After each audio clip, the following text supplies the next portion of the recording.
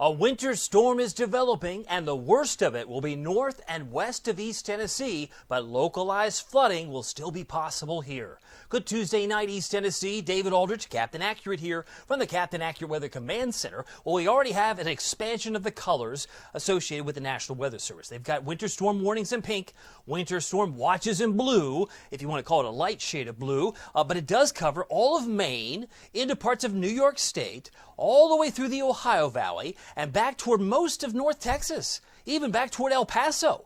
So how often have you seen a storm with the expectation it's going to impact Denver, El Paso, Oklahoma City, and all the way up toward Portland, Maine? Amazing stuff. And yes, we will have some impact. 62 is our high temperature today. I expected 59 to near 60. Well, we were 62. And that's the warmest day since January 2nd, when we were at 61. We were 12 degrees above normal, but you wouldn't know it from this morning because we were 24 degrees, pretty cold indeed, 7 degrees below normal in the morning. High temperatures made it to 61 in La Follette, in Oak Ridge. It was 62, say around Tellico Plains. I believe it was 63 in Athens, even though it's not reported. Temperatures right now 50 as of 8 o'clock, 48 in Morristown, 49 Newport, and 47 in Crossville in Cumberland County at this 8 o'clock hour. Tracking the clouds, there's not a whole lot right now, but we'll see those clouds increase as the night wears on. In the overnight, we'll start to cloud back up, and you can see why. A lot of those clouds, the thicker ones in blue and yellow, back across Oklahoma, working in this way, in this direction. Now, how much snow can we expect? Not much at all in Tennessee, right? Most of it's going to be in central Illinois and into parts of Indiana. And you can see it does populate into northern parts of Kentucky, but I'll tell you what, even for places like Paducah, Bowling Green, or Lexington, this is not a big snow issue. This is not, I mean, it's not a snow event. Although it could be billed as such, it is mainly an icing event. Now you can see the future ice pellets. That's just another ingredient. Sleet, icy pellets will be numerous in places like Paducah and Lexington, all the way into parts of West Virginia. But even still, that's not the big story. It's the freezing rain. Why would you bury the lead, Aldrich? Here is the future freezing rain. This is ice. It looks like rain when it falls down, but boy, it sags on the power lines and could cause transformers to pop.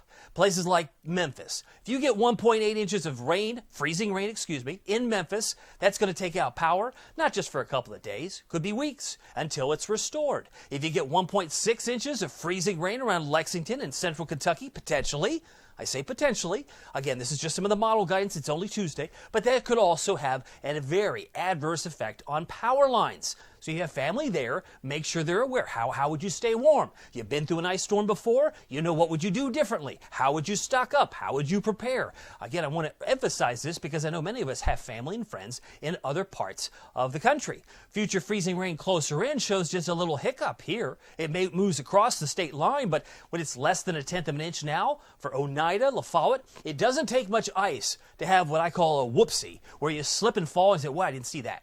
I mean, a little icing on the roads, the driveways, and on the windshields, but just enough, well north of Knox County, where there could be some issues early Friday morning. But just to show you the bigger perspective, again, the precipitation types, it's because of that warm air that kind of noses in the mid-levels of the atmosphere. It has the opportunity to freeze on contact, and that can always be very dangerous. So we want to make sure you're aware that we have the potential to be grazed by this, but it's the heavier rains that I'm concerned about, just the plain old rain.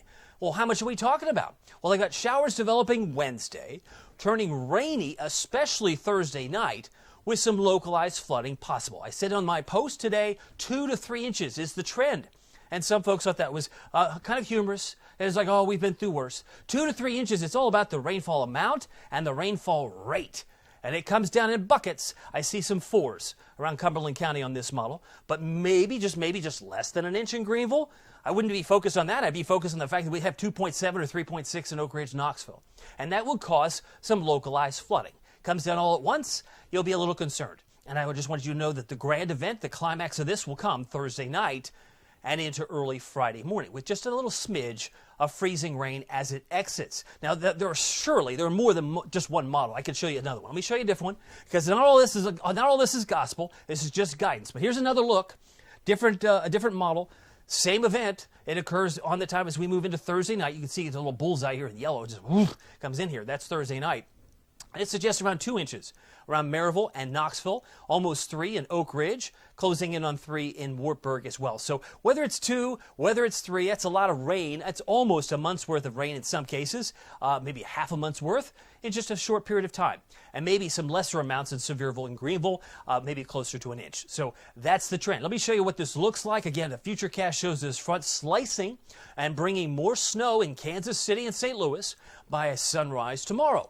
Tomorrow, by the way, is Groundhog Day. Oh, Puxatawny Phil looks like maybe some clouds overhead. Maybe he will, or maybe he won't see that shadow. But it will be raining eventually by, say, Wednesday afternoon in Pittsburgh and around Puxatawny, Pennsylvania. But we've got some rain showers on the move on your Wednesday night. It's scattered about, but then it begins to pick back up on Thursday, but especially Thursday night, as we've seen why this front comes through. It kind of energizes this, the front, comes in right overhead, and look at all that pink. That's the freezing rain and sleet in places like Nashville, Bowling Green, Louisville. You got family in, say, Huntington, Charleston, maybe into Portsmouth, Ohio, into Lexington. It's going to be a little sloppy, and it could affect power. It could also make bridges and overpasses very, very slippery. So travel will not be advised during that time frame, I'm sure, until they can get a handle on the roads. But as far as Friday afternoon, all is quiet. All of this moves out pretty early on Friday, and lots of sunshine replaces it on Saturday. I think you're going to like the weekend once we get there. 34 degrees, your low temperature tonight. It's a clear evening with more clouds,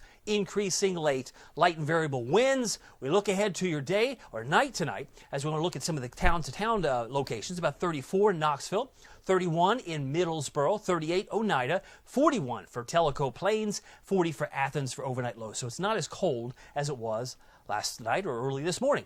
Plenty of clouds for your Wednesday. Scattered rain showers, 54. So low to mid-50s for highs tomorrow. I don't think we'll be as warm tomorrow as we were today. 55 in places like Maryville, Sevierville, 49 Wartburg, 50 in Oneida, 52 in Middlesboro. It's my time to shine, says Phil. Tomorrow morning, it's your day, my buddy, my friend. Here he is. He's my buddy. I guess my buddy.